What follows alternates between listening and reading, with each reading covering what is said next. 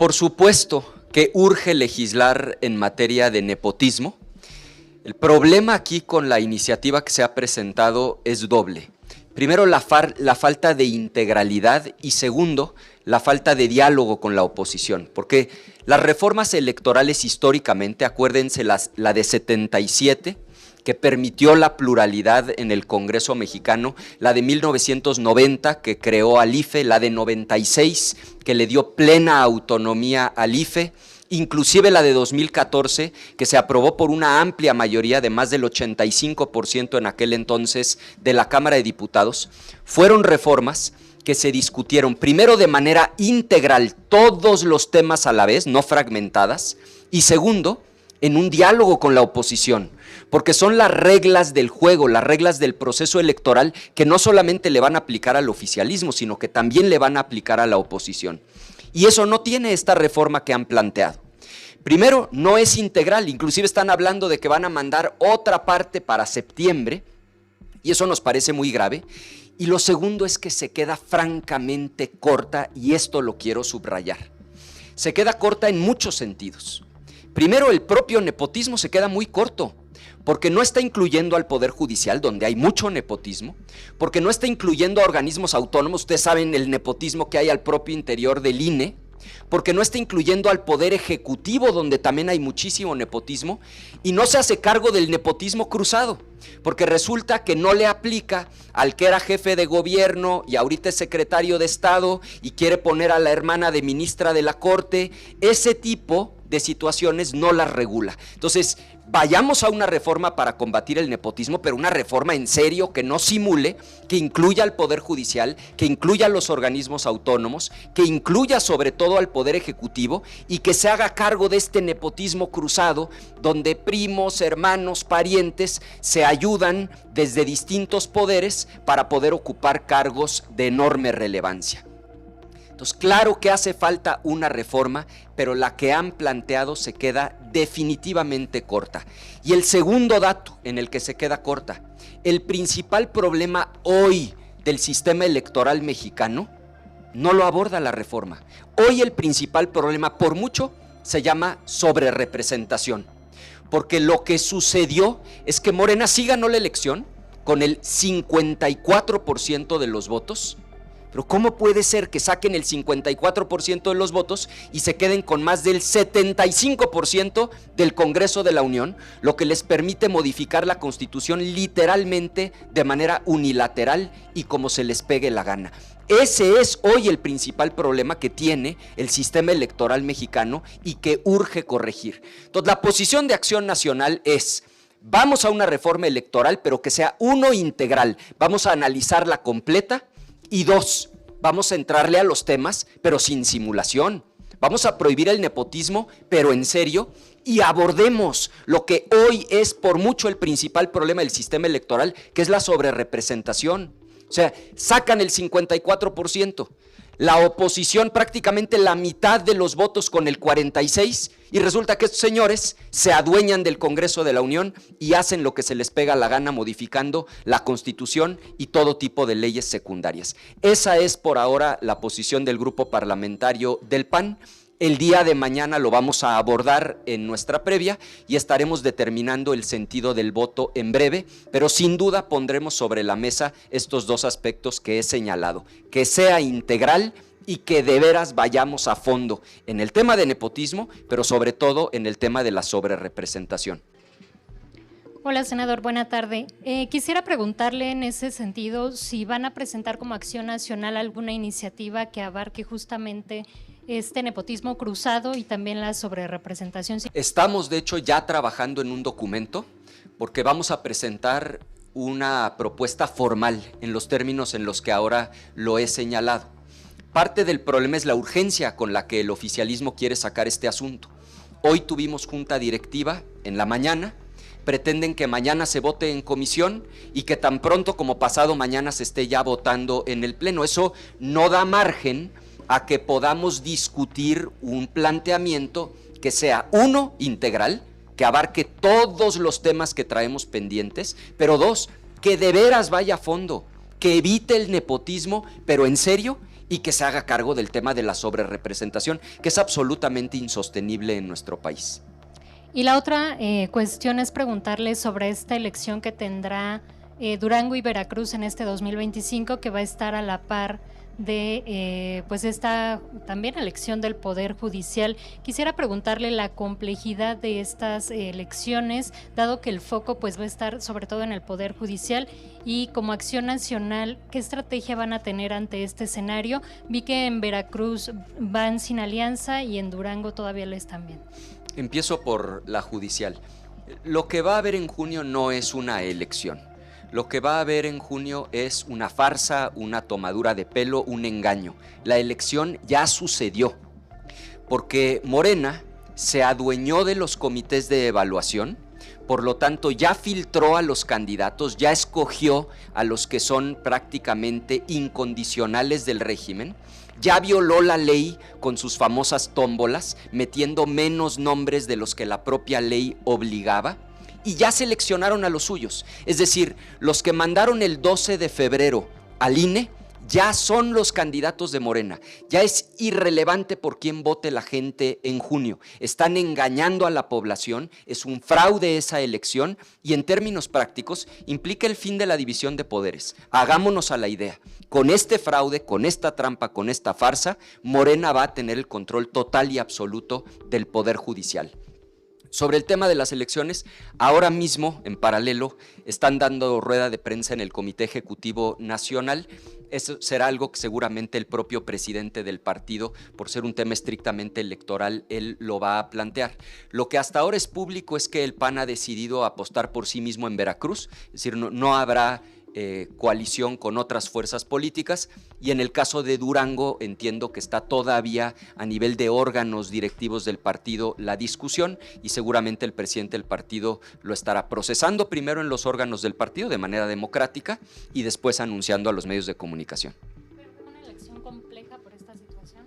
Bueno, va a ser una elección que efectivamente va a tener la complejidad de que debe coexistir con una elección absolutamente fraudulenta como es la elección judicial, y esto va a traer ciertamente una complejidad adicional a las ya de por sí complicadas elecciones que vamos a enfrentar tanto en Veracruz como en Durango. Seguramente la elección judicial va a venir a incrementar el conflicto, toda vez que es una elección arreglada, amañada y absolutamente fraudulenta la judicial. Senador, buenos días. Dos preguntas. Me gustaría su punto de vista acerca de que este fin de semana el INE dio a conocer las listas de los candidatos a la elección del 1 de junio y hay muchos errores y todos recaen en el Senado, desde la judicial, que aunque ellos no hicieron la elección, sí la insaculación, y también en el legislativo hay magistradas que dan a conocer en sus cuentas de Twitter que ellas declinaron desde un inicio, o vienen mal los apellidos o no traen números de contacto, y todo recae en el Senado. Su opinión, por favor.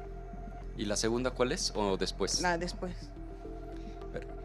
Esto viene a confirmar que esta elección es un fraude, una trampa, un embuste, un cochinero, pero que además está mal hecha. Porque ¿cómo se les ocurre mandar una serie de nombres de supuestas candidatas y candidatos donde no hay ni siquiera un teléfono de contacto, un correo electrónico, la CURP, con la cantidad de homónimos que sabemos que existen en nuestro país? Entonces, además de tramposos, son muy mal hechos. Es increíblemente sucio lo que este proceso de la elección judicial ha sido. Entonces, nosotros lo confirmamos. Lo que va a ocurrir en junio es una farsa, es una trampa, pero además una trampa mal hecha, llena de errores, llena de omisiones, y nosotros hacemos un llamado a que la gente tenga claro que lo que va a ocurrir en junio no es una elección, sino la confirmación de un fraude que desde un principio ellos planearon y han venido ejecutando. Senador, y le quiero preguntar su opinión sobre el diagnóstico que hicieron en su partido al interior y que pues reconocen ustedes mismos, o quien lo hizo, que el PAN enfrenta la crisis más grave desde su fundación. Su opinión, por favor. Yo celebro este ejercicio de autocrítica que está haciendo el PAN. Creo que habla muy bien de la nueva dirigencia del PAN encabezada por Jorge Romero, porque es una realidad y lo hemos dicho. Claro que hoy estamos viviendo una crisis política por partida triple. Por supuesto que al interior de los partidos de oposición, y eso incluye al PAN, a nivel del oficialismo, porque tenemos una mayoría ensoberbecida que está haciendo todo tipo de atropellos como el de la reforma judicial, pero también en un nuevo entorno internacional en donde el populismo va ganando terreno, donde los extremos se están fortaleciendo. Entonces, yo celebro que el PAN sea un partido político que sí reconoce que tiene que reinventarse. El llamado es muy claro, reinventarse o morir, y me parece que habla muy bien de la nueva dirigencia nacional el reconocer el problema, porque el primer paso para arreglar cualquier problema en la vida y en la política es reconocerlo. Y a partir de reconocer los problemas se puede diseñar una estrategia eficaz. Yo confío en que el PAN va a salir de esta reflexión con una franca reinvención para llegar unidos, fuertes, a las elecciones de 2027, de 2030, y que podamos estar al servicio de la gente, que el PAN le sea útil a los ciudadanos, y para eso, sin duda, el PAN se tiene que renovar, se tiene que reinventar, y yo celebro que el PAN, sin temor, esté reconociendo sus problemas. Preguntarte en el primer tema que expones, ¿no es una batalla perdida como por la mayoría que tiene Morena? Yo sé que está bien si no la sobrerepresentación, que es ilegal, pero ¿cómo hacerles entender?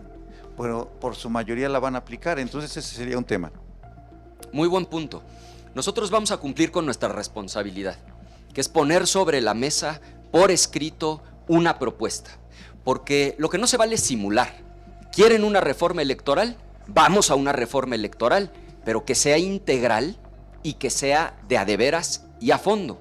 Y eso implica acabar con la sobrerepresentación. O sea, no es aceptable que saquen el 54% de los votos y tengan más del 75% del Congreso, cuando la oposición sacó prácticamente la misma cantidad de votos con el 46%. Y tampoco es aceptable que de dientes para afuera digan que quieren combatir el nepotismo, pero lo siguen permitiendo en el Poder Judicial, en el Poder Ejecutivo, y tenemos casos verdaderamente escandalosos de nepotismo cruzado, en donde los parientes se están ayudando a ocupar distintos cargos de poder. Si vamos a una reforma electoral, que sea integral y que sea a fondo. Sí, de llegarse a concretar, que parece ser que no necesito no ser pitonizo, ¿se concretaría un autoritarismo en base a una democracia?